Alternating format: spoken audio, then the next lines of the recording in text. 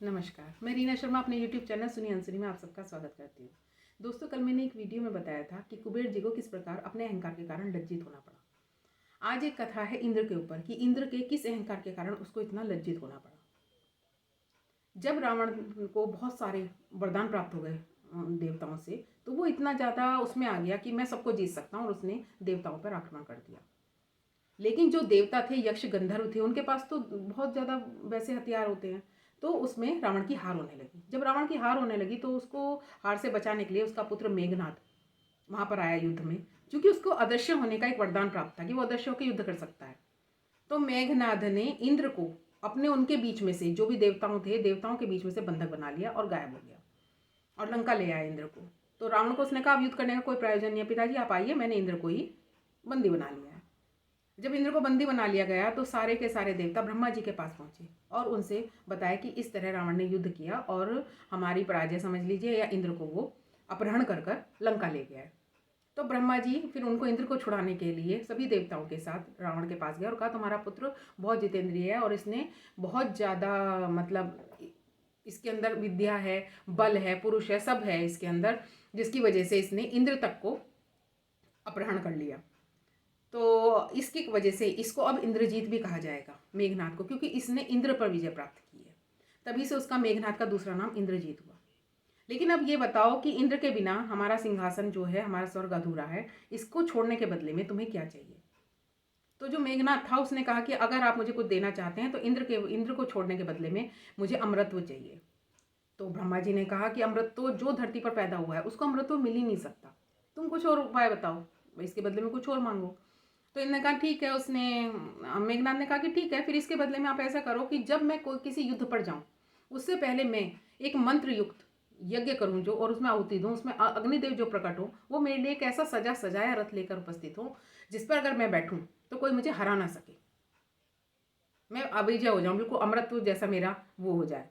अगर वो मैं तभी मर पाऊं, या मैं तभी जब उस रथ से उतरूं तभी मुझे कोई मार सके, या मैं मंत्रों की आहुति पूरी ना दे सकूं तो उसी वह मेरा जो यज्ञ है वो अधूरा रहे, तभी मेरी मृत्यु हो। तभी जब रावण का ये युद्ध चला था तो विभीषण लेकर गए थे कि अगर उसने पूरा कर लिया अपना ये जो मंत्र युक्त हवन है तो उसे कोई नहीं जीत पाएगा। इसलिए वो लक्ष्मण को लेकर वहां पहुंच गए थे जहां वो हवन कर रहा था। विभीषण जी ही मेघनाथ की मृत्यु के कारण बने थे। तो जब इंद्र को उसने छोड़ दिया तो जो ब्रह्मा जी उनको लेकर गए तो इंद्र बड़े लज्जित थे। उन्होंने कहा कि मेरे साथ ऐसा क्यों हुआ कि मैं इंद्र हूँ, देवताओं का सबका राजा हूँ, उसके बाद भी मुझे ये बंदी में क्यों रहना पड़ा और मुझे इतना लज्जित क्यों होना पड़ा। ब्रह्मा जी ने कहा इसके पीछे तुम्हारे कुछ कर्म हैं। तो उसने कहा मैंने ऐसा क्या कर्म किया था? तो ब्रह्मा जी ने कहा जब मैंने प्रजा की उत्पत्ति की थी या पूरी प्रजा बनाई थी तो मुझे ये लगा कुछ अधूरा अधूरा सा लगा, तो मैंने एक नारी की भी सृष्टि की और उसके अंग अंग में वो सब कांति थी जो किसी के लिए मतलब अद्वितीय, जो किसी के पास भी जो जो वो था कांति थी, जो भी अंग प्रत्यंग में जो नूर था वो सब मैंने उस नारी के अंदर दिया। उसको देखकर इंद्र इतने मोहित हो गए कि उन्होंने सोचा कि मैं देवताओं का राजा इंद्र हूँ तो ये अवश्य मुझे पत्नी के रूप में प्राप्त होगी। तो ब्रह्मा जी ने कहा कि उनके मन में यह अहंकार आ गया, परंतु मैंने उनके लिए, उस नारी के लिए कोई श्रेष्ठ वर की तलाश करनी थी, इसलिए मैंने उनको धरोहर के रूप में ऋषि गौतम के यहाँ छोड़ दिया और ऋषि गौतम ने उस धरोहर को धरोहर की तरह रखा, आत्मसंयम के साथ उसकी रक्षा की। उन्होंने मतलब उनका दिल बिल्कुल भी नहीं आया उस पर अहिल्या पे, और वो उसकी उसमें ही रहे, अमानत में रहे। तो जब उनकी इस तरह की वो देखकर ब्रह्मा जी ने कहा कि यही इस नारी के लिए सच्चे पति हो सकते हैं, वो वहीं पर सबसे ज़्यादा सुरक्षित और वो रहेगी माननीय। तो उन्होंने उसकी शादी अहिल्या, उन्होंने उसका नाम दिया था, जिसमें अहिल्या का मतलब होता है जिसकी कोई निंदनीय रूप ना हो, हर रूप से वो पूर्ण हो। तो वो नारी पूर्ण रूप से पूर्ण थी अहिल्या, उन्होंने उसको ऋषि गौतम को दे दिया। जब ऋषि गौतम से उसकी शादी हुई तो ऋषि गौतम जी बहुत प्रसन्न रहने लगे और वो भी बहुत खुश थी, वो बहुत अच्छे से रह रहे थे। लेकिन इंद्र से ये सब सहन नहीं हुआ क्योंकि उसकी तो निगाह बड़ी हुई थी, वो तो चाहते थे कि मेरी पत्नी के रूप में मुझे प्राप्त हो। तो उन्होंने जब एक बार गौतम जी ऋषि वहाँ पर गए हुए थे स्नान के लिए सुबह को, तो उन्होंने जब देखा कि गौतम जी चले गए हैं तो गौतम ऋषि का रूप बना के उन्होंने उनके साथ अहिल्या के साथ संभोग किया।